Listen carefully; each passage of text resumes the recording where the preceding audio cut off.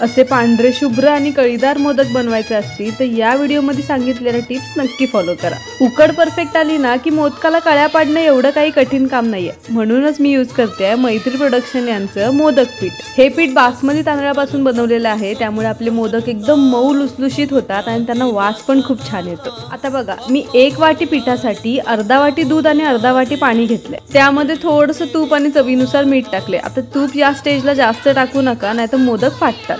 उकळी आली की लगेच पीठ टाकून ढवळून घ्यायचं। मग गॅस बंद करायचे आणि झाकण लावून पीठ 10 मिनिटं तसंच ठेवायचं, म्हणजे आतल्यात शिजतं। मग पीठ पसरट भांड्यामध्ये घेऊन त्याला घासून घासून मळायचं, त्यामध्ये एकही गुठली राहिली नाही पाहिजे।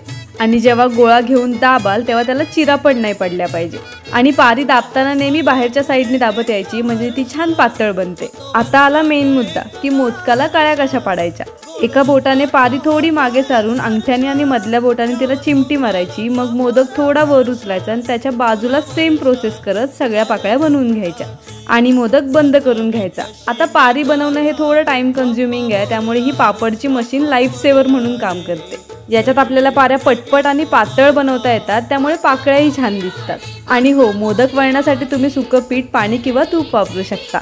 आता हे मोदक आपण 20 ते 25 मिनिट स्टीम करायला ठेवूया।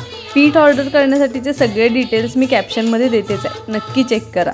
आणि यावर्षी बाप्पाला असे मस्त पांढरे शुभ्र मऊ लुसलुशीत कळीदार मोदक खायला घाला। सध्या मी खाते, तुम्ही पण नक्की बनवा।